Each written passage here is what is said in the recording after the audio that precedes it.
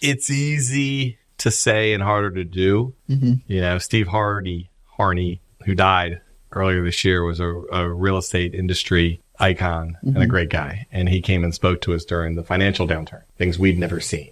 Mm-hmm. Talk about change. My mother bought the company from her partner in the summer of 2006. Oh, gosh. By 2009, sales were down by 55%. It's insane. Listings hit over 14,000 listings. And prices came down over by, a quarter. So, you talk about periods of change. And when Steve came and spoke to the company, he kind of used the NASCAR type example of straightaway is pretty easy. Yeah. You just hit the gas and hold on. It's how you navigate the curves that really is where you pass people. It's really where you either fall behind or move forward. And obviously the tendency is you get towards that curve and, oh crap, this is scary. You take your foot off that gas. All right. What is up, Passion Seekers? Super excited today. I have the president of Carolina One Real Estate, Michael Scarfile. Welcome to the show. Thanks for having me. Yeah. So president of Carolina One Real Estate. And if y'all don't know, Carolina One Real Estate, this is probably biased, but we dominate. We take up 50% of the Charleston market. Is that right? Well, maybe not quite that big. Depending on, if you look at the overall market, we have about a quarter of the Charleston market. Okay. There are, however, nearly 700 companies in the Charleston market. So if you look at, major full service companies, we obviously have a much bigger share of that pool. But there's a lot of people. There's over 7,500 people with a real estate license. So, it's a lot of people. To put it a different way, there's probably only 10 or so companies that have 1% of the market. So the vast majority of the market is made up of people doing one or two deals. Yeah, which is crazy. So like when I got into real estate, it's the big intimidation factor. You have there's 8,000 realtors and, only so many people move. But it's like, okay, 8,000 realtors, really how many are doing those deals? Like I think I saw 45% of agents in 2023 didn't write a single contract. Am I accurate? Pretty close. I was probably going to say maybe roughly some of the numbers are over half the agents will do one deal or less. And again, a lot of those are personal deals. Yeah. And that's okay. I mean, now, there are going to be some people in there like me. Yeah. And I have a real estate license. I'm broker in charge of the company, but I don't list or sell. Yeah. So, there are going to be some people like me, but a lot of people have their license just to do their own personal transaction and aren't really doing it full time. Yeah. So are you required to have your license to be broker in charge over the entire company? How does that work? Yes. So the company is kind of a pyramid and a reverse pyramid at the same time. Yeah. So license wise, we're kind of like a pyramid where my license sits on top and underneath my license is the broker in charge of each sales office. And underneath the broker in charge of each sales office are the agents in that office. Okay. Sales and operation wide, we're kind of the reverse pyramid. Because I'm at the very bottom. I'll do 0 deals and I won't really interact with the public.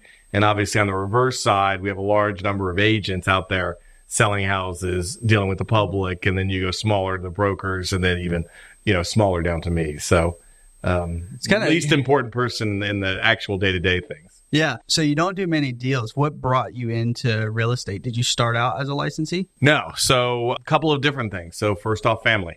Okay. So my mother got in the business in the late 70s. Okay. She was a school teacher. Both my parents were the first people in their families to ever own a home. She was a school teacher in town, got in the business in the late 70s because real estate is the most flexible and inflexible job at the same time. But it allowed but it allowed her to be home when we got out of school. Yeah. I think I was 5 at the time and my brother was 3. And the company was small company she went to work with, which was O'Shaughnessy Real Estate. That was in the late 70s. She worked a little bit at that time with Michael O'Shaughnessy, who was the founder's son. And she just kind of worked her way through the company, was managing an office. In 1984, the owner and founder of the company, Dave O'Shaughnessy, had a stroke, never regained consciousness, and died 6 months later after being in the hospital. So you talk about passion seekers. I mean, we never know, how much time we have and what is next for us. Yeah. The company really wasn't much of a company at that time, but Michael O'Shaughnessy bought the company from his father's estate, and he and my mother partnered for the next 30 some odd years, kind of growing the company through some mergers, acquisitions, and just good old fashioned organic growth. Which love organic growth. It's cheap. Yeah. They had a couple of mergers along the way with some local franchise companies. Yeah. And always being an independent, locally owned company. And then it just kind of scaled from there. And then where did you come in at? I graduated. You talk again. Yeah. The passion seeker subject really resonates through a lot of things. I went to college in Charleston as a pre-med major. I figure I'd be an orthopedic surgeon and work on athletes. Like everyone wants to, Tom Brady's going to call me when he needs surgery or something like that. Until I failed the fool out of organic chemistry. And kind of realized my brain doesn't work that way, where you can work on something for a long period of time and the answer is either right or wrong. Yeah. And I became an English major, which was a little bit more my style, where the answer might be whatever I can convince you it is. And that led me to law school, where I graduated from the University of South Carolina School of Law in 1998 and practiced for 7 years as a litigator. So I got to do trial work and get out there and tell your story in front of juries, which I really love. Really? Yeah. Oh, God. My wife tells me all the time that she wishes she was a lawyer, and I think she'd be a great lawyer. Because when it comes to, arguing, debating back and forth, I'm typically lost within about 5 minutes. So you practiced law for about 7 years. 7 years? Why the transition? So really in litigation, while the courtroom stuff's fun, there aren't that many real courtroom opportunities.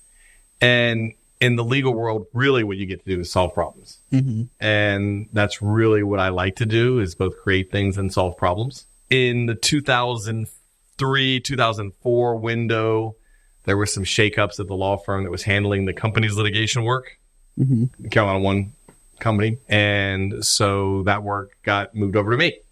So after I've been practicing law for a few years, the company was handling things, didn't really do a good job, didn't focus on the client. And so they made a change, and I started handling some of those things. And what I really got a chance to do is handle, we don't get a lot of litigation. Yeah. But, if we do 8 or 10,000 transactions this year, 1/2 of 1/10 of 1/4 of 1% still means there's going to be a handful of litigation cases in any given year. But more so than litigation cases, there's going to be problems all the time. And so I would be able to talk to agents, talk to brokers, and work on resolving problems. And then at some point, it just made sense for me to do that in-house as a full-time employee, and then paying the law firm for the law firm to pay me. That makes sense. Made sense. And now that's the role Megan Moody serves. Okay. I've never had personal interactions with Megan Moody, but I've heard incredible things. She does a great job. So you kind of got into Carolina One, worked for in-house, and then just kind of worked your way up? Yeah, worked my way up there. Patty, my mother, bought Michael O'Shaughnessy, her partner, out in 2006. Okay. And decided to, keep the company. And then I took over in 2011 as president for her as she retired. That's what I've, continued to do at this point. And as we continue to grow and expand and do some different things. Grow and expand, I think, is definitely, a really key word there. Because, so I'm born and raised here in Charleston. So my grandparents worked at the front desk when they were, when I was younger. And I literally grew up here in Crowfield. I used to ride my bike and always saw this. And it's really full circle moment. Like, now this is where I work. So it's kind of weird how things turned out. But so when you became, president in 2011 to where it's at now, what's the scale? Like, how have you scaled it? And what has been the biggest approach? Well, a couple of different things. So when my mother started in real estate, depending on your viewers as to how they know real estate works. There's a commission paid to that side, then the company gets a share of that, and the agent gets a share of that. Yeah. And when my mother started in real estate, that was probably split 60-40 with the company keeping 60. Again, you're in the 70s. You had no ability to brand yourself, market yourself, put yourself out there. Mm-hmm. Today, so at that point, the company may have been keeping 60 cents on the dollar. Wow. Today, we keep about 18.5, and less so under large team structures, because again, the dynamics has shifted. Yeah. You have the internet, you have social media, you have podcasts and places where people can know you. And we've shifted kind of from they know us and they can get to you through us to now they know the agent. And our job really is to be the 800-pound gorilla behind the agent, supporting the agent, providing, a lot of those aspects that you need, but recognizing that in the partnership deal, the agent has definitely shifted to be the senior partner. I think it's really cool. So taking 60% into what we're taking now, that's a huge difference. Huge swing. And I like it because, how do I articulate this properly? It's I think there's so many different businesses out there, and I think there's a lot of things that tank a business. I think the biggest thing that typically tanks a business is greed. When you're so latched on to profit, then you forget about reinvesting that into the company. And so with you taking that huge, basically cut in pay, I would say, I mean, I've only been here about a year and a couple months, but just based on the track record and the reputation, it seems like it's just literally because you've taken a pay cut, the reputation of Carolina One has really increased and it's been able to scale. Well, A, we've been able to scale, and B, we've diversified. Mm-hmm. So when I started in 2005, we were Carolina One Real Estate, and we had a mortgage company in Carolina One Mortgage. Okay. Since I started, we've had to diversify for other aspects of the real estate business that people need. So there's a big difference in what we get into and what we don't.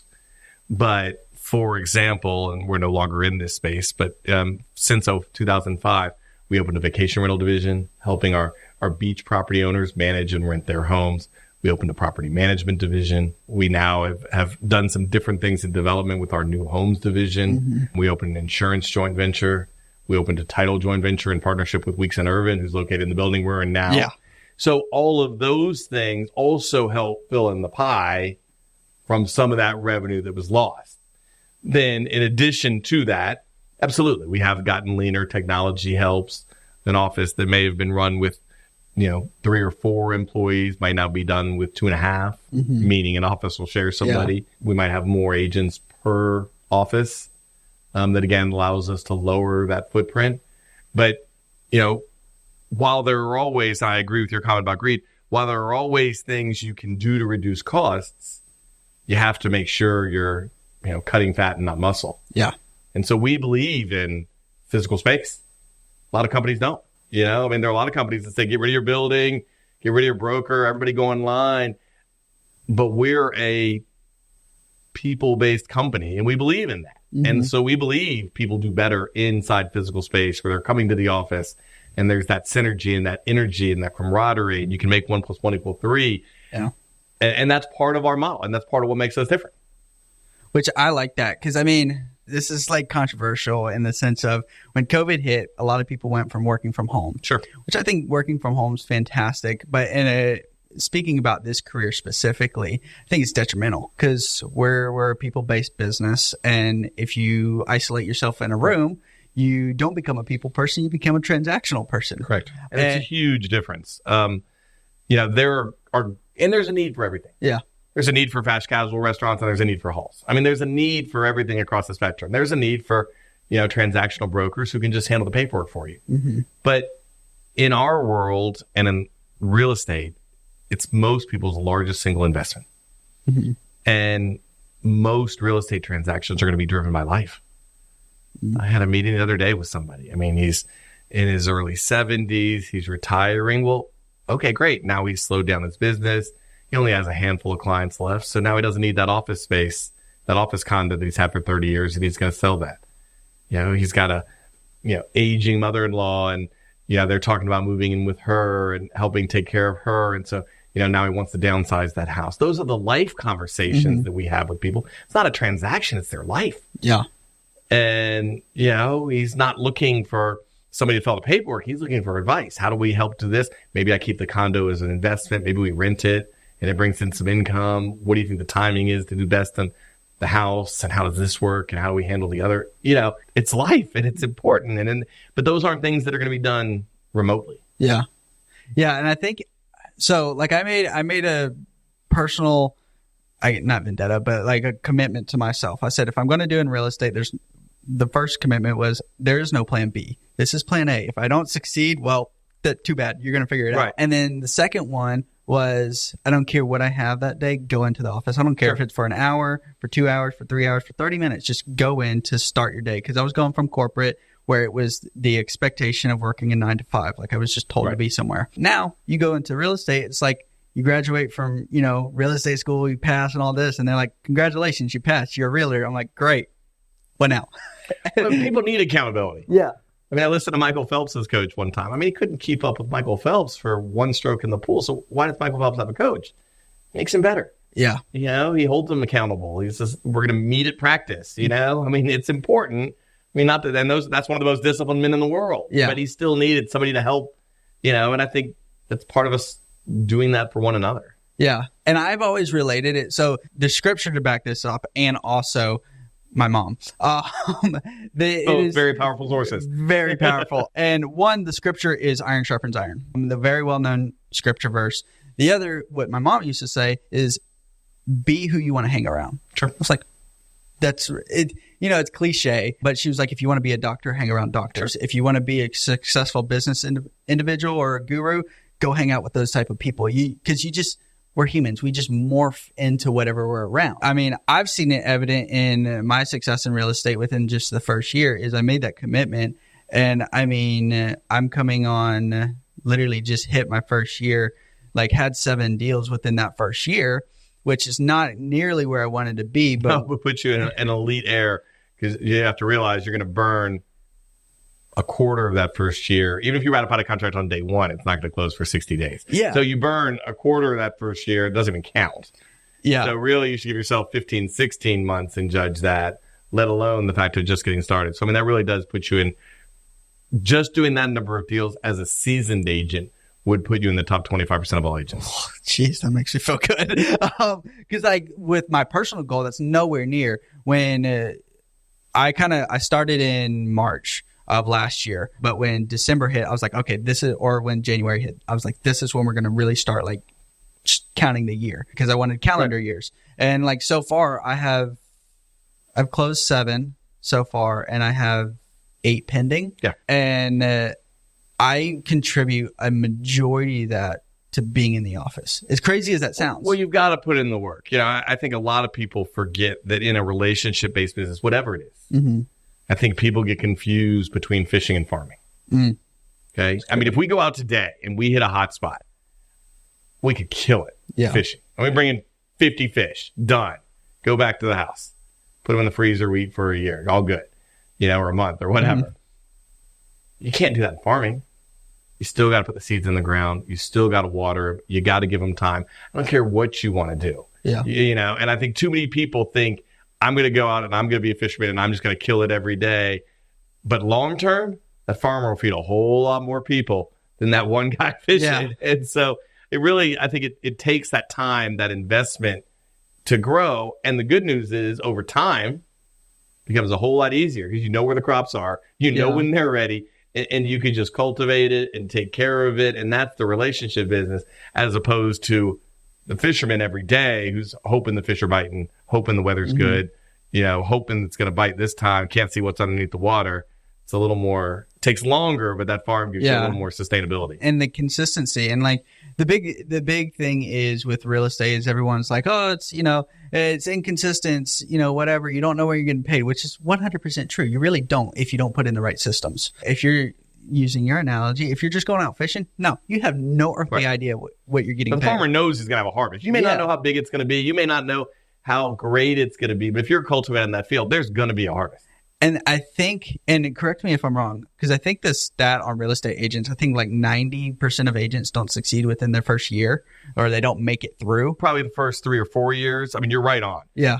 It's probably about 85% of people get licensed today are out of the business within 3 to 5 years. That's insane. And they'll hang on for a while. You don't even have to do continuing ed your first year. People will pay their dues. They'll hang around for a while. And then eventually when you have to start doing continuing ed hours, and continuing to spend money. So first they'll drop into that category of not doing any business. Mm-hmm. And then eventually they won't want to do the things necessary to keep their license. So you're right. Most of them are probably failing out in that first year. Mm-hmm. But they actually don't lose their license for a few years. And that's the difference. Is, you know, one of the reasons that, you know, we don't have more market share is there are only so many agents in this marketplace that fit with our model. Mm-hmm. We're not looking to, you know, we're not the right place for somebody that wants to stay at home and sell 1 or 2 homes a year. That's okay. Yeah.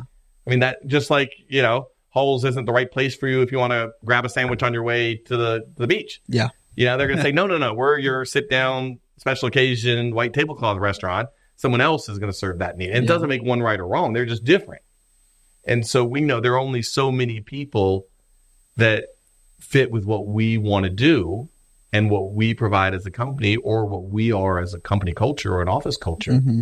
And that's critically important. So the same thing is when you talk about associating around those people, if you're looking to associate around people who want to make a full-time career in real estate, and we're full of people who are just hanging their license here, Mm-hmm. you might say, well, I don't know if that's where I want to be. Yeah. And so we want to be, not that everybody's killing it and you're doing better than most, but that's why we want to have an office full of people that are looking to build a full-time career. Mm-hmm. And there's only so many of those. And it's okay. It's important to recognize who those people are and who they're not, and not to be apologetic for that. Yeah. Which I love that. Because I mean, I think a lot of what I've built this podcast after is I spend a lot of time trying to find what I call either your right niche, or better simplified is your right fit client. One, it takes the personal pain out of it, of feeling like, oh, well, they didn't like my podcast. And it's like, was that my right fit client? If so, then I need to better myself. If not, no harm, no foul. Like there's other podcasts in the world that I hope people that go out and listen to and all that stuff. But I think that's one of the reasons why I fell in love with Carolina One, is like, because here's our niche, here's what we're going to market to. And I think, when you have a really good foundation company culture in place, it acts as the filter. Because if you don't like the company culture, then you can just leave. And that's no harm on him, no harm on you. It's just, hey, not right fit. There's a Halls out there for someone. There's a Pages out there for someone. If you like Planet Fitness. Planet Fitness does their whole campaign on, no judgment. Come on in here if you want a place to work out. There's going to be somebody that says, I just want, giant guys lifting huge weights. That's good too. Yeah. And there'll be a place for them to go where they feel comfortable. And, Planet Fitness is probably not the place to go if you want to be the, Mr. Universe. Yeah. But it's a great place for people to go and not feel overly judged or feel like I can go get a good workout. And so it's important to know, who are you hanging out with and why. Yeah. So with company culture and just culture in general with any business, how do you implement that in a way that gets communicated and seen throughout literally the bottom of the ladder all the way to the top? It's the absolute hardest thing to do. I was hoping you'd answer like that. I wish I had an answer that was good. I mean, first off, you just got to have the right people, and so Patty, who was in charge before me, and my mother, taught me that the number one most important part of my job is to find good people and associate them with the company in different roles. That may be in the agent role. It depends on what their job is. Yeah. Talk about passion seekers. My brother is a much better salesperson than I am.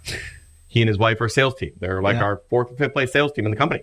Awesome. In the Mount Pleasant North office. They do a great job and they love it and they work together. It's not my job. I don't sell. I'm over on the corporate side. I have different responsibilities. Each of us has found inside the same company, what we each excel at.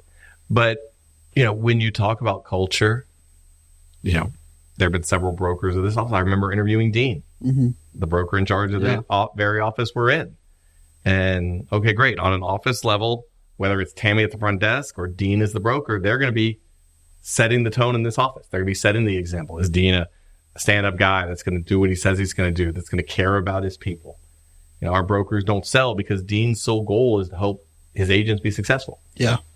But wanders in here at 10:30 and leaves at 3, and people are like, I don't know if Dean cares about me or my family or knows anything about me or whatever, then that's not going to set a great culture in the office. So you start at that level, the most basic level. Well, actually, you go below that, the individual agents that we have.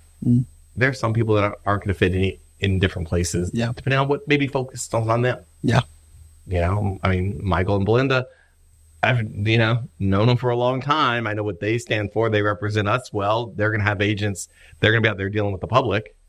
So if the public's dealing with a person like, oh my God, I can't believe that guy, that's a reflection on Carolina One. Yeah. So you have good agents and you've got good staff and then you've got a good broker. And then that translates all the way up to the different levels of the company. And the things that we do focus on, we do family baseball game in the summer. We do have a holiday party. We do have different events that give people a chance to get together and just be with one another and build that culture. And those are important. I mean, I'm not looking for bonus points, but things like this. I appreciate you asking me to come, but I'm honored to be here.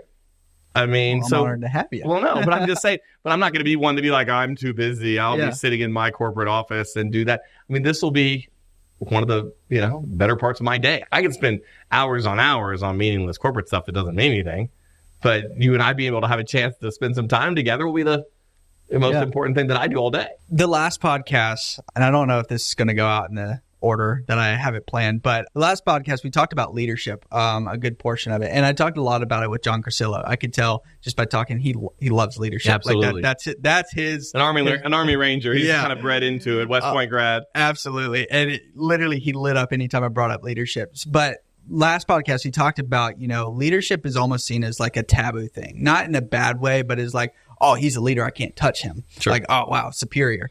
And I think Carolina One does a great job of implementing it. That's why I'm really curious of that approach, is because most of the leaders in here, I can think of Michael, Belinda, Dean, a lot of other agents that I've talked to, every leader has stepped off of the figurative pedestal and led from the front rather than saying, you go do this, instead of being a manager. I always, I don't know if the, factual or you can actually study this and actually tangible, but this is a personal opinion of mine.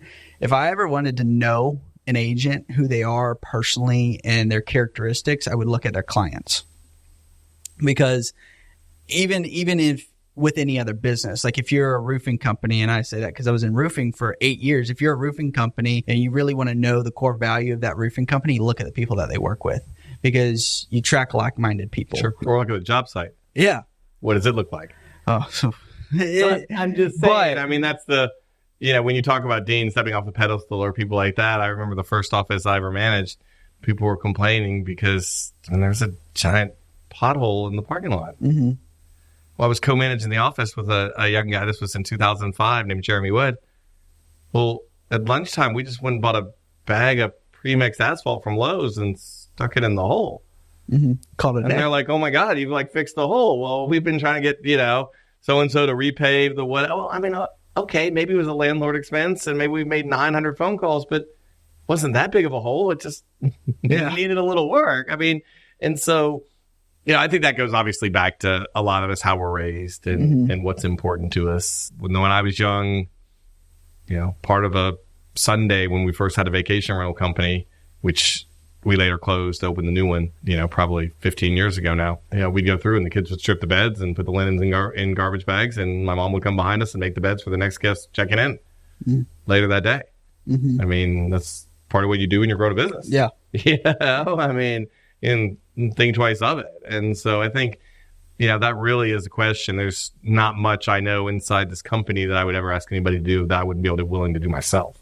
Which I think that's the key approach to any type of lead. And I think that's why the company culture here is, so good. But yeah, I think that's why Carolina One's culture here is just so influential. And I think, when people choose, and I'm not saying this as biased, like I'm a curious individual. I just love to understand why people do what they do. And I love why people like to work at Keller Williams rather than Carolina One. I love to understand why RE/MAX claims to be a better nationwide agent. I just got curious about it. And what I've noticed is the agents in Carolina One, it's not just, it's yes, I don't want to call it bad apple, but there's always people, there's different personalities. So anytime you're dealing with personalities, there's variations to it. But everyone has the same motive of to do the best for their clients. Instead of being transactional, it's more relational. And I think just from the time that I've been in real estate, I've heard horror stories of agents just basically putting their interest above their clients. Yeah, and obviously I'd love to say we're perfect. Obviously I'd love to say that there's nobody else with a great culture, but there are, of course. We make mistakes. There are other places with great culture. One of the things that does set us apart is being locally owned and operated. Mm-hmm. I mean, while we have a fair number of agents and a fair number of offices, we are still a family business, and the decisions are made here. And I can think back to the days of COVID and, and everything else. And those decisions are going to be much different than if we're owned by a large publicly traded nationwide, company or something along those lines. Mm-hmm. And so we're able to make those decisions on what's important to us because, they are. I mean, you can look at, that kind of leads me to another question. I mean, is there ever a future of Carolina One going nationwide? Probably not. I'd probably say definitely not. Yeah. I could say why it has some appeal. I'm not sure that has appeal. I guess, I'd take it back to the point of this podcast. Yeah. Why? What does that really achieve? We've had people that wanted to buy us and just take us immediately to, maybe North and South Carolina. Why? And, their pitch is kind of like, well, great. So we can buy the company and then they'll hire me to run it. And then I can have offices in Charlotte, Raleigh. I was like, so let me understand this. You want me to call my wife and tell her that we have this great culture in Charleston where I know a lot of our agents. I can drive to all of our offices. All of our offices are within about 30 minutes of my desk. That's nice. Except for Myrtle Beach, which we've just opened in March. Yeah. But that's why we're located where we are. But a lot of the corporate people live in Mount Pleasant. Been around for a long time. We're not going to put the corporate office in Mount Pleasant because we're trying to serve everybody. So where the corporate office is, everybody's within about 30 minutes. That's why we believe in live training. We want people to come to Salt Point, and you can pick up the phone and know somebody and have those things. And I need my job like everybody else. I've got a mortgage on my house. I've got bills. I need to get paid. I mean, trust me, I've never had to worry about having a roof over my head or where a meal is coming from. So I'm certainly not, saying anything like that. But I'm also not sitting there with, Scrooge McDuck jumping in a pile of gold. Yeah. And so I told those people literally, and it's always the fun because it ends the conversation pretty quick. I was like, see, why don't you get to my wife that I can have this culture where all of our agents are within a half hour or so of my office, and I can, be involved in running the company and doing that as a family-owned business, or I can go to work for you guys, be on the road to Greenville, Charlotte, Raleigh. For what purpose? Because you're going to buy the company and give me a check and then I don't have to work, but I'm still going to work. I want to work. I like going to work. So I'm still going to go to work. Yes, put some more money in the bank, but to what end? Does that make my agents better here? Well, no, because me having offices in other cities doesn't help them. Does that help their buyers and sellers? No. So at the end of the day, all it does is put money in the bank and then I get to work for somebody else. Well, that doesn't sound very good. Yeah. So realistically, what it would take to go nationwide, obviously, is a whole different animal. Now, the shorter answer to that question is about 15 years ago, we had a van, the marketing van, and it would say Metro Charleston's real estate leader. We just got a new van, and that van will say South Carolina's real estate leader because we are the largest company in the state. And we have, going back to that, knowing who your people are and how you serve them and how you do that, we have expanded recently this year into Myrtle Beach, which is our first office outside of the Charleston area. And we have a couple of others coming. But what they are in is they're still in that geographic footprint, probably within 100 or so miles. Yeah. Where you can still, A, build a culture, B, the world is getting smaller. So now we see more clients, beach prices are through the roof. So now we see more, but now we see clients buying houses at the lake. Yeah. So now, what could have been a beach house 30 years ago, now maybe a lake house. So now all of a sudden Santee's in play. We have agents selling up there all the time. And you look at Orangeburg and you look at the growth in St. George and Columbia and Myrtle Beach. And so we have a lot of overlap between clients. We have people looking I want to live in Charleston. Oh God, look at those prices, but maybe I could live in Columbia. Yeah. So now we have manufacturing in Columbia and you've got Volvo, all the way up in Ridgeville and different places. And so I do see us expanding our footprint in a more geographic way, filling in probably some parts of the state. So I think that's probably about where we would go. I kind of assumed that the answer would be that. It kind of segues into my next thing is one of the things that you've talked about is a lot of change. Building a business is trying to beat the market before the market gets there, trying to always stay one step ahead, which is it's really difficult. Just in real estate, you're trying to project what the next month's going to look like so that way you can help your clients better. With business, you're looking at a vast majority of information. So we talked a lot about a change from when you started to where we're going, what the projections are and all like that. And I'm going to bring up the NAR lawsuit because I'm kind of excited for it for a lot of different reasons. But if you ask any other agent, they're terrified of it. And this is not agent specific, but like business specific, dealing with change. What's your not coping mechanism, probably be an improper term, but what's your way of approaching change when you sense that that's on its way?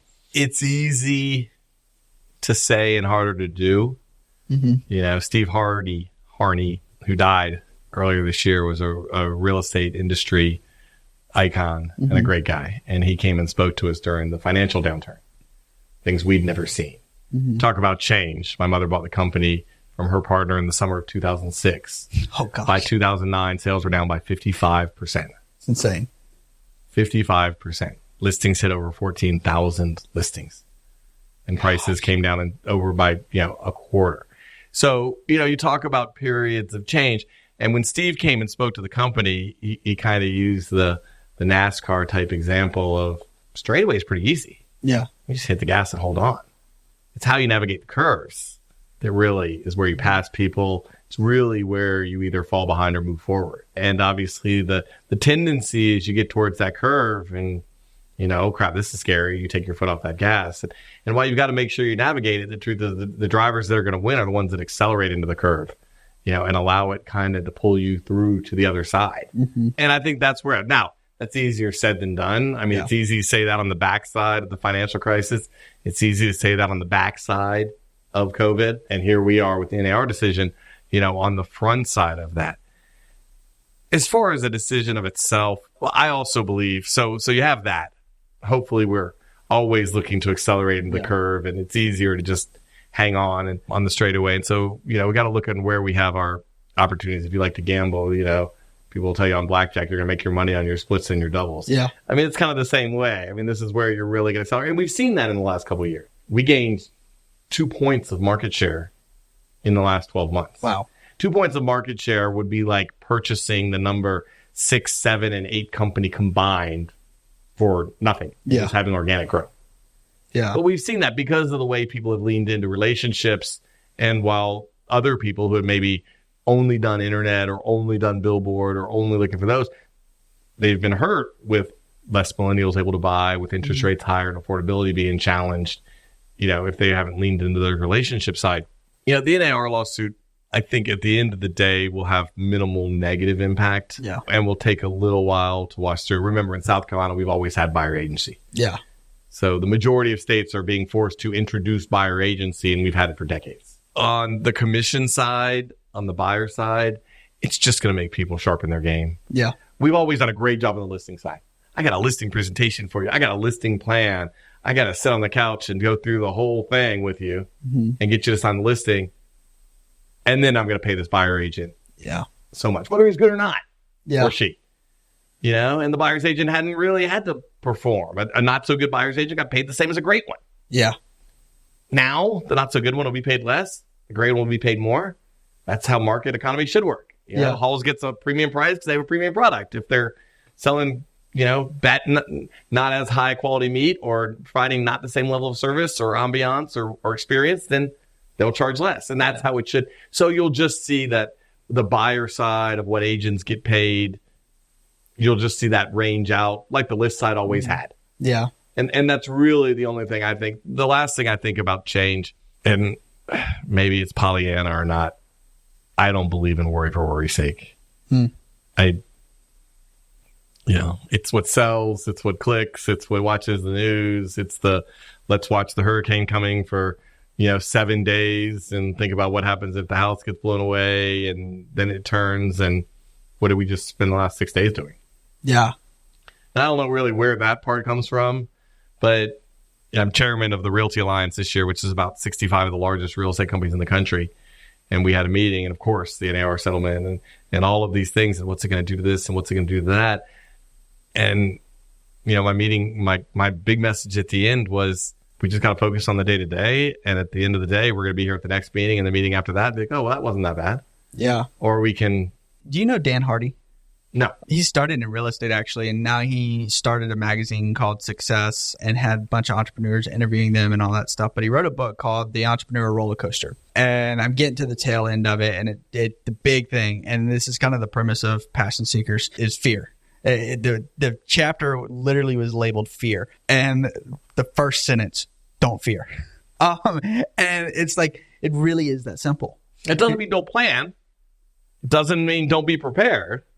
I mean, you can't, that doesn't, don't fear doesn't mean ignore everything. I'm glad that you brought that up because it's like, okay, we can think about the future. Like, hey, if there's a hurricane coming off the coast and it's supposed to come here, okay, let's do the necessary things that are going to protect. But at the same time, are you going to be paralyzed by your fear? And that's kind of where he's getting at, because the whole premise is the entrepreneur roller coaster. So you got your roller coaster, you're building up, and then you go down, you go twist, turns, loops, all that stuff, and you may vomit on the way. But, at the end of it, you had a good time. And he explains it. He was like, when you were a kid and you went on your first roller coaster and you were standing in a 3-hour line to go on the world's biggest roller coaster, the entire time you felt like your stomach was just, you were about to puke. And then you sit there and then you're even scareder than you were before sitting in line for what? Like for what? For the possibility of a 0.001% chance of the bars not, locking in place. Yeah, helping my roller coaster fear. But I've got a 14-year-old who's got a basketball game tonight. And Vito's biggest issue sometimes is he's hesitant to shoot. Well, why aren't you shooting more? Why am I miss it? You're right. So don't shoot it. There's a good chance you'll make it then. Yeah. I mean, he's so afraid. I said, so what are you going to wait for? The perfect shot? I mean, he's so hesitant sometimes. I know it's not the same thing about fear and the unknown, but he's like, it's okay. Take the shot. Yeah. I mean, don't be stupid about it. Don't just throw it up from half court, but take the shot. Some of them will go in. Some of them will miss. Some of them you'll get lucky and who knows what. But if you don't take the shot because you're afraid of missing the shot, then zero chance of going in. Yeah. My brother always told me that on the golf course. What do they say? 99% of short putts don't go in. Yeah. My brother's like, hit the ball. Yeah. I mean, well, what if I go all the way past? What if I do? Okay, fine. Then you're not playing to make the shot. Yeah. You readjust. And I'm going to, I love that you brought up the sports analogy. I'm going to relate it to football. So I had a really bad injury my junior year. I blew out my shoulder and tore every ligament and broke my labrum in my shoulder. I had to get major surgery. And it was all because it was like the second play, and I was a linebacker, and we were playing Hilton Head Christian Academy, and they had a running back. I mean, this joker, 250, just pure muscle. And my favorite thing to do was to hit. That was just my favorite thing to do. This dude, I looked at it, I was like, holy crap. I was like, well, you're not the other dude. So I went in there with preconceived notions and fear. So instead of making the tackle improper, I side tackled him, and when I did, he ran straight through my shoulder. So I let fear dictate my decision, and because of that, I was out for the rest of the year, and I didn't even get to play my senior year. Absolutely. And I think, that's passion seekers, is people anticipate fear. They anticipate fear, and it's the whole thing that I've said before with Denzel Washington saying the richest place in the world is the grave, because that's where dreams go to die. People have these dreams, but they're anticipating that something that probably will never happen. Right. And if it does, you get home ownership. Yeah. I mean, yeah. So we've underbuilt on housing. Mm-hmm. If we've had a recession, we're probably in the past. The rates have been high. They're probably going to come down. There's no inventory out there. So all the signs are very positive for real estate. And then you look at the value and the benefit of owning real estate. Net worth of an owner is 44 times greater than that of a renter. Mm-hmm. Housing is the single largest hedge against inflation, because your house payment stays the same as your income goes up over the next 30 years. Yeah. I mean, it's the number one wealth creation tool ever created on the planet. But you still have people that'll be like, well, what if we see the financial crisis again and housing prices go down? Okay, I had my house there. They may go down, but long term, they're going to go up. So I never want to push anybody who's not ready to buy a house. What if I lose my job? Okay, do you think you're going to lose your job? No, but what if I did? What if this? What if that? Well, the problem is if you do that, then you turn around and it's 5 years down the road and you've paid rent for 5 years. When your house could have appreciated at 4% over 5 years, you could have made nearly $100,000 on the average home. It's insane. Over that time period. Yeah. In living somewhere where you're paying rent anyway. So this isn't like, pie in the sky. And if something did happen and you could still make your payments, then happen. What if there's COVID? Okay, but then there were programs during COVID to help people that needed that. There's always going to be things that happen. Yeah. But if we let fear or irrational fear, now, I'm going to be here for 6 months in my job, then I'm being transferred. Okay, great. Not a good time to buy a house. Yeah. Because we don't want that 6 month window where you've got to sell it. And we're going to give them that advice too. We're not, we're interested in their second, third, fourth, and fifth deal, not just the transactional side. Yeah. And we're here to give them that advice and do that. But there are also people that say, what if I die tomorrow? I mean, you're right, but you can't live your life that way. And so I'm kind of experiencing that on a first level hand experience. So now that I kind of got my real estate business rolling, and all this stuff, I got into real estate because I wanted investment. Like I wanted to do investments. And I was like, what better way I can get paid on my own investment? Tentatively speaking. Sure. So now I'm getting to the point where it's starting to roll and I was like, I want an Airbnb. I want to try it. Seems to be doing good. There's a lot of controversy out there, but hey, what the heck? So I'm literally I'm walking to the edge of the cliff and I'm like, oh yeah, this is going to be, I do a ton of transactions. Like I've, been through it 100 times. Then I get to the cliff. I'm like, holy crap, that's a far drop. Then I start playing the what if game. What if I don't sell a house? What if I can't make the payments? What if? And then it's like, I always go back to this whole thing. If I was on my deathbed tomorrow, I never want to sit there and say, I wish I would have. Sure. I would rather fail at it and say, man, that was a bummer. All right, on to the next. Well, I was at a meeting in Philadelphia not too long ago and they asked the question, I can't remember which book it's from, but if I could give you a box and inside was the date you would die, would you open it? Oh boy. I don't know. I've And if you say yes, it's like, why? Well, because I do things differently now. So why not do them now differently anyway? Yeah. And somebody says no, well, because I live, every day like it could be my last. Well, I mean, good for them. I don't know if I'm there. I mean, I probably said, yeah, I'd probably open it because I'd probably do some things differently. And then it makes you think, well, then what am I waiting for to do those things? Yeah. I coach my sons. I've coached both my boys in soccer and I've loved it and really enjoy it. It's really rewarding, but I didn't do it before COVID. Too busy. I traveled some, excuses. Yeah. I'm in charge. If I can't set my own schedule, who can? Yeah. But it took COVID and some of those trips being canceled to say, okay, yeah, I'll do it. And now guess what? I managed to figure out the time and schedule it and it works just fine. And I'm so glad I did. Yeah. There's there's a law. This is going to drive me crazy. It's a theory and it's a certain task takes only as much time as you give it. So like if you say, I have all day to clean the house. Right. It's going to take you all day. Sure. And I've always performed better when my plate is full. Like when I was in high school, I had classes, football practice. I did better. So, I got parents who will tell me, we can't wait for practice to start. Kids do better when they've got schedule. They're in school. They've got stuff going on. And even in school with practice. I mean, even with homework, they're like, oh, we're out for the winter in January, no practice. They're like, we're ready for practice to start because people do better. You perform better. And like, I noticed that. So when I got into real estate, I was like, I have so much free time, but no free time. Mm-hmm. I was like, okay. So I analyzed what I need to do to get all my tasks done for real estate. And I was like, okay, where are the gaps? And I wanted to fill it. So I filled it with this podcast. And I was like, this would be great. Kind of, exposure. It gets me, I could literally sit here just without the podcast and just have fun having conversations. And talk about life and talk about, different things in business. It's better than desk scrolling TikTok. Yes. Honestly, TikTok's kind of what, I saw all these people doing podcasts with entrepreneurs. I was like, oh, that'd be so cool. If you're getting something out of it, that's different.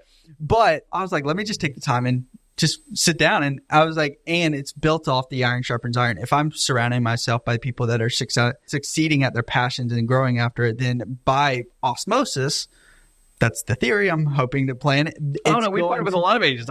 We've got a deal going with an agent right now on a new construction house that started 3 years ago when somebody else was promising her the moon. And I was like, exactly, what are they going to do? Mm-hmm. Their average agent's doing 4 deals and they're promising you they're going to show you how to do X, Y, and Z. We can go do X, Y, and Z if that's what you want to do. Yeah.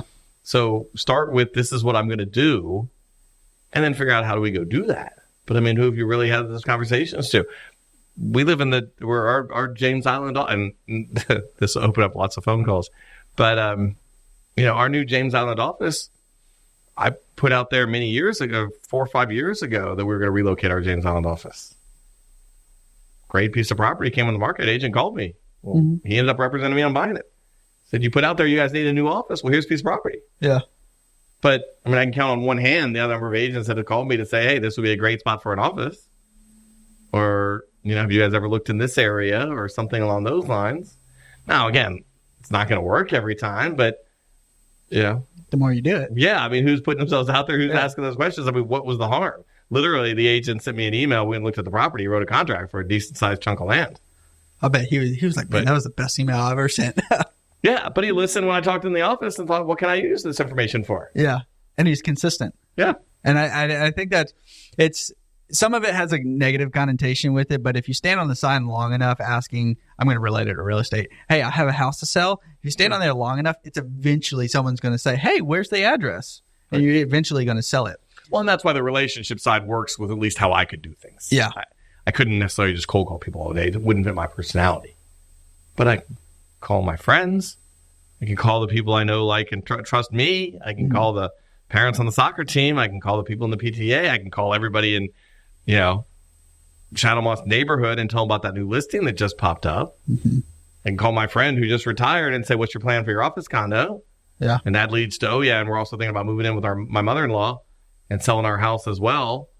Or my friend that just had a child graduate from 8th grade who's going to go to school across town. How's that commute going to work? Yeah. And their son's going to be practicing at a new, soccer field that's further on the other side of town. Mm-hmm. Yeah, they're sitting like, you guys ever thought about moving a little closer? Yeah. Yeah, they're looking at houses tomorrow. I mean, but those are the life conversations that I can have. Yeah. Versus a text is, do you want to sell your house? Even if I did, I wouldn't call you. Yeah. Yeah, it's like I know Right. I have 5 other people. Right. See, I love, and like I'm trying to change my approach. So I have the system because I love cold calling.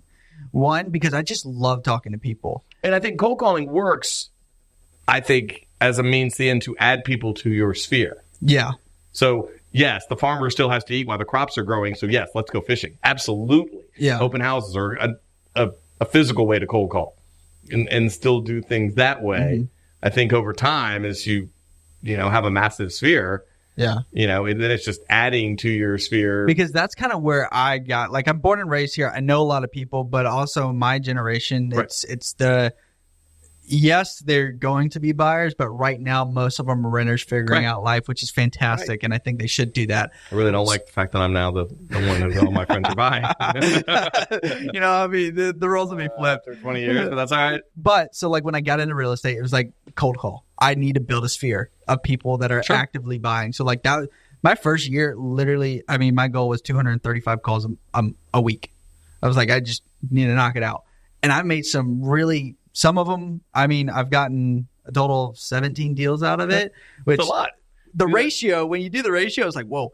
But like you put the 17, how many times I actually do it takes me about 3 hours a day is what I need to do. Well, but then now you're connected to the sphere of those 17. And then one day somebody wants to sell a house you sold them and buy another one. So now it's a 2-for-1 deal. And so it's. And that's where the cold call, where I implemented. And some of them haven't even bought, but I still call because literally one of them, she had a consulting business in London, sold the business. She has 4 houses throughout Mount Pleasant, north and south, and one sitting on the water. And I don't call on the intention to hey, let me sell your house. I call on the intention I just wanted to pick your brain. And so I met a dude, hasn't sold him a house yet, but he's I don't know his exact job description, but he auctions off houses, celebrity houses. And he was in Atlanta when I called him, and he was like, oh, yeah, I'm working on getting Tyler Perry's house, and we're fixing an auction. I'm like, what? I was like, can I get Tyler Perry's contact? But it's just I just like to have those conversations because I think there's so many incredible people in this world, and I don't think, they get noticed. I think people just kind of breeze over it, and it's just another person. Oh, I go, yeah. And orthopedist, and he wants to talk about real estate. Yeah. He's asking me a question. I was like, you don't have friends that are talking to you about all your real estate needs? He's like, no, none of them really talk. I know some realtors, but they never bring up work. They're like, oh, he's a doctor. He probably knows everything about No, they all want to talk about real estate. Yeah. Every one of the soccer parents, everybody else always wants to talk about real estate. Just give them a chance to talk about real estate. Not in a badgering way, but in the, how can I help you achieve your goals through real estate? Yeah. Maybe that's educating a grandchild. Maybe that's living on the water. Maybe that's downsizing. Maybe that's going to a certain school district. How can I help you achieve your goals through real estate? Yeah. And I love that. I think people that is it's, I recently got approached by Amway.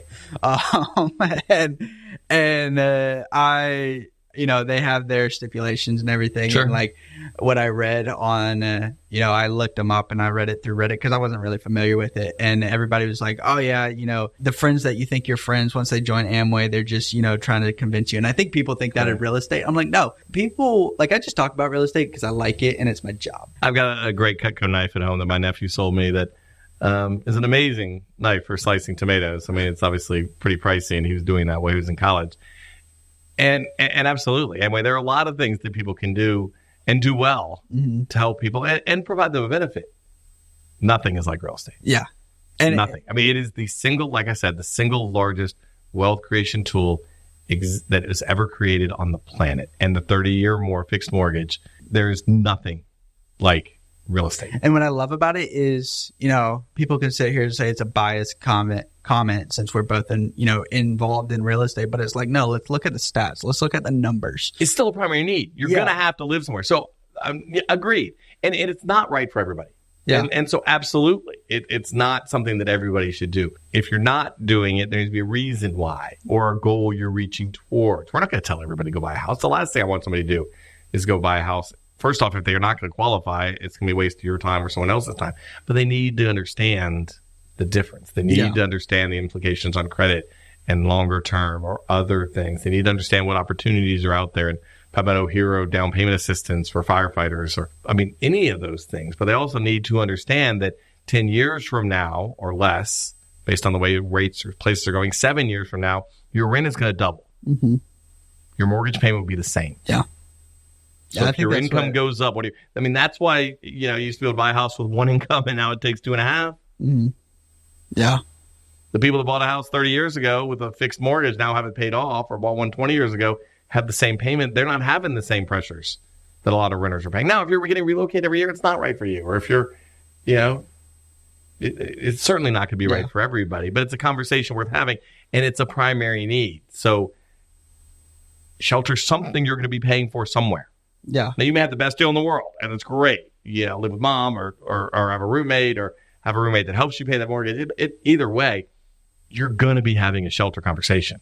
Yeah. And it comes up all the time. Like, I think once you're in real estate or a year or any type of business for a year, then people start to like, oh, wow, he's been in it for a year. He's like, okay, well, he's actually the real thing.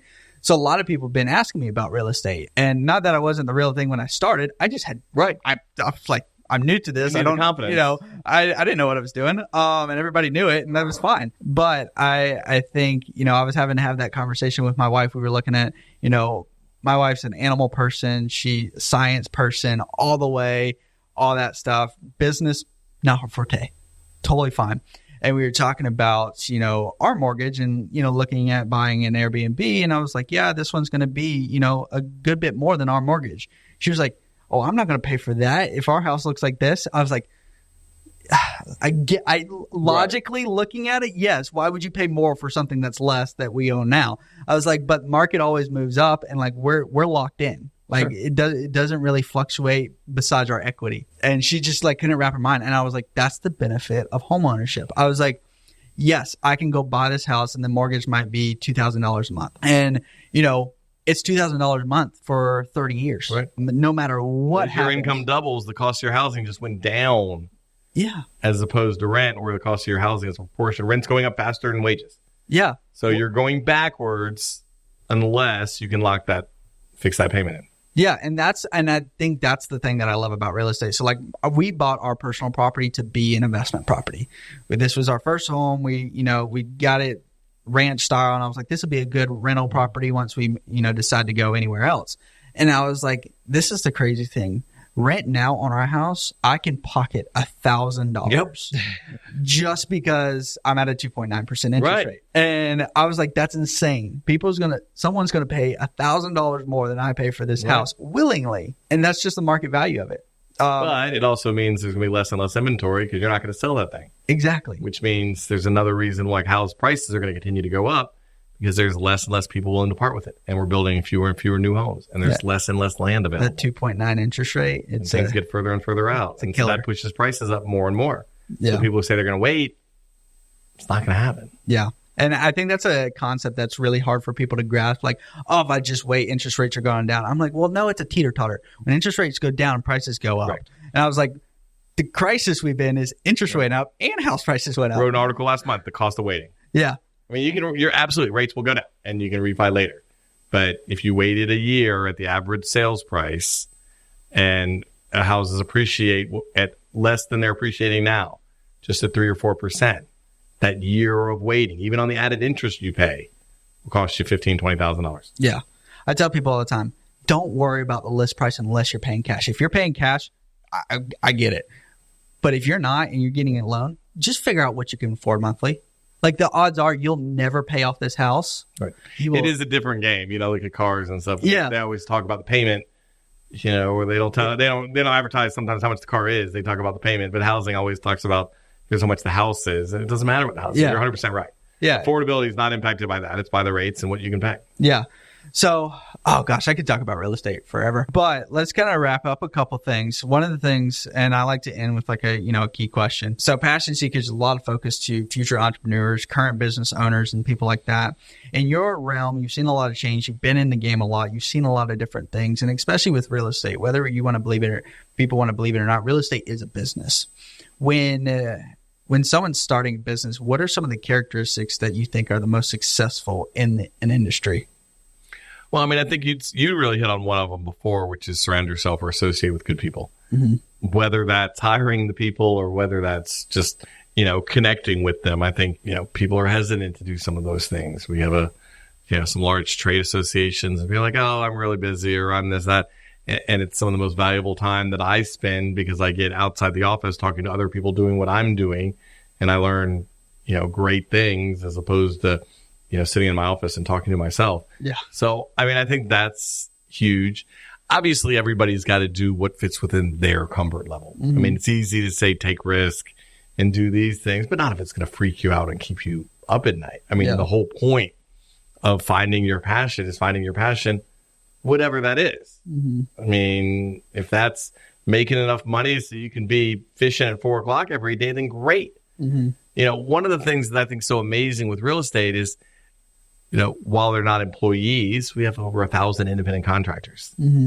And the one thing we will never do is give them a goal that we set. Because every one of them is different. Yeah. You've got different reasons why you're doing this, and Michael and Belinda has different reasons, and Michael's reasons may change into, running a team or running a business inside our business as opposed to what it may have been when he first started. People have goals to, sell houses, to invest, to raise a family, to be home when the kids get off the school bus. I mean, everybody has different goals. And so I think it's important, whether you're the business side or whether you're talking about your client, understanding what those goals are. Yeah. I mean, too many people are like, oh, well, I'm going to sell your house so you can make a bunch of money. Well, I'm good. I don't need that. I want a house so I can be closer to work. Yeah. Or, whatever it is. I mean, Warren Buffett lives in the same house he's lived in for the last 50 years. Yeah. Not critical to him. It's not what's important to him. Mm-hmm. My car in the parking lot's got 200,000 miles on it. I mean, that's impressive. I love my car, but I love my Ford Expedition. But cars aren't what's going to be my passion. Yeah. Or what I'm looking to do, Mm-hmm. But a lot of people wouldn't know that. And not that matters, but, I guess the other thing last thing I'd say is, I've been rewatching, Ted Lasso. Mm-hmm. And my favorite, assuming you've seen that, and my favorite scene in that is when they play darts and he talks about be curious. Yeah. And he said, don't underestimate people, don't judge people, just be curious, find out, know their story, know what's important to them. Yeah. I love that scene. Because, I think that's true because it is true. People don't ask questions. Yeah. People have no idea what's going on in people's lives. They have no idea what people are willing to do. They have no idea what, people are willing to, invest with them or share with them or help them or mentor them until someone asks. And that ties us all the way back to the fear conversation. People don't ask that out of fear. Yeah. Well, what if I ask somebody for help and they say no? Okay, then they say no. Yeah.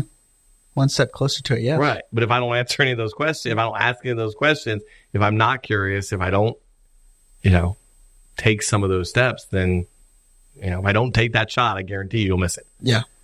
You will shoot 0 baskets if you take 0 shots. Yeah. If you take 10, you at least have a better chance of making one than if you take 0. Yeah. Maybe you miss them all, but at least you have a chance. Mm-hmm. That's like the Kobe Bryant thing is literally when he was just amazing at free throws.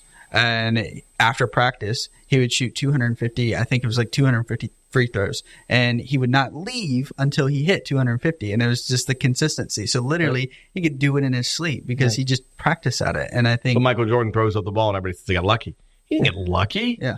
He busted his butt to get himself in the position to be lucky. Yeah. Yes, if he hurls the ball over his shoulder that goes in, there's an element of luck to that. But he put himself in the position to make that realistic luck. Yeah. As opposed to, yes, you could stand out in the middle of the street and find somebody who wants to sell a house.